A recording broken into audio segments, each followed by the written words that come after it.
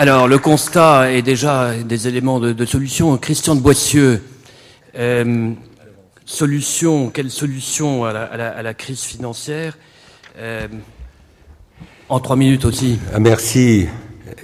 Merci pour la facilité de la question. Bien, je reviens. Oui, je regarde ma montre. Je vais organiser mes propos en 5 points, chacun une phrase. Première idée, on va parler de réglementation, je pense, ou de régulation, même si c'est pas la même chose. Moi, je voudrais insister sur une première leçon de la crise, c'est qu'il faut surtout pas oublier les problèmes de la supervision. Il suffit pas de changer les textes pour améliorer le fonctionnement du système. Il faudra aussi améliorer le dispositif de supervision. On vient de parler de Madoff. Pour moi, il y a un scandale de la SEC derrière l'affaire Madoff. Et c'est pas la seule, je veux pas montrer les Américains ou les États-Unis du doigt, mais de ce point de vue-là, entre nous, finalement, si notre système français s'en sort pas trop mal, même s'il y a quelques dégâts collatéraux, c'est peut-être aussi, c'est pas à cause on a la même réglementation que les autres. La différence, c'est le système de supervision. Et sur la supervision, une remarque pour terminer ce premier point. Avant la crise, on pensait que le modèle du régulateur unique, que le régulateur unique, la FSC britannique, était justement le modèle à copier. Avant 2007, beaucoup de pays en Europe, le Luxembourg, l'Autriche, la Belgique, s'étaient adaptés sur le modèle anglais. Depuis ce qui s'est passé avec Northern Rock, avec RBS et les autres banques britanniques, la conclusion, c'est qu'il n'y a plus de modèle. Il n'y a plus de modèle, il n'y a que du pragmatisme, et du côté français, on va sans doute aller cette année vers un système de supervision, comme on dit, à 2 pôles, un modèle à l'australienne, avec d'un côté l'AMF pour les marchés financiers, et de l'autre un rapprochement des instances s'occupant de la supervision des intermédiaires financiers. Le pôle marché, le pôle intermédiaire, pour aller vers plus de simplification. C'est le sens, en tout cas, du rapport de Lettré qui a été publié à la fin de la semaine dernière. Deuxième sujet.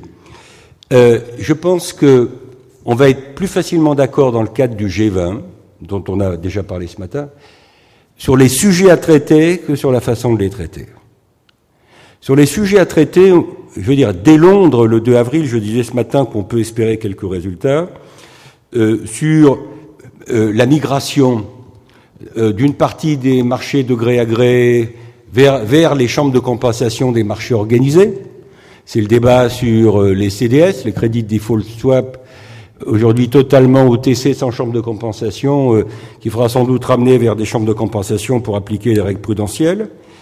On est d'accord aussi sur l'élargissement du champ de la réglementation vers des opérateurs et des opérations non régulées. Il y aura un débat sur les paradis fiscaux, ça va pas être facile, mais on pourra se mettre d'accord sur un certain nombre de sujets, sur les agences de rating, sur l'amélioration des normes comptables, on en parlera tout à l'heure, etc.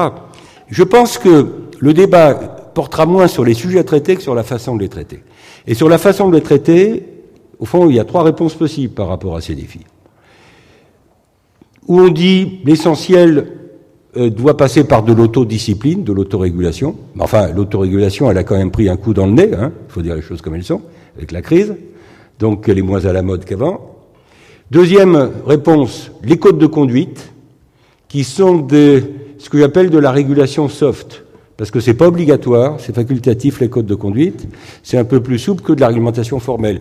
Et les codes de conduite, on les a déjà pour les agences de rating, on va durcir le code de conduite des agences de notation, et pour vis-à-vis des fonds souverains, aujourd'hui, on ne peut pas réguler au plan international, réglementer les fonds souverains, la réponse c'est des codes de conduite aujourd'hui.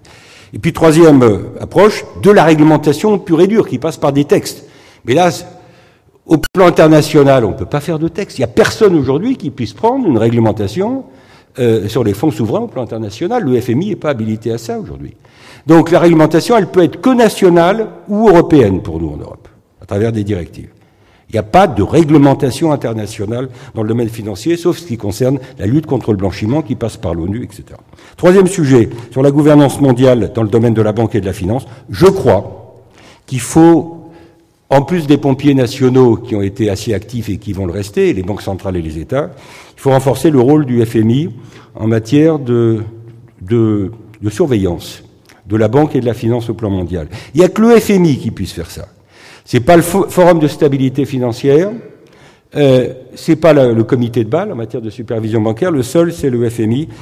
Bon, ça sera compliqué, mais et là on verra des divergences entre les Américains et les autres sans doute. Quatrième sujet, j'ai presque fini. Il y en a 5. Quatrième sujet, qu'est-ce que j'attends de l'Europe sur ces problèmes bancaires et financiers? J'attends, je l'ai dit ce matin, un peu plus de coordination.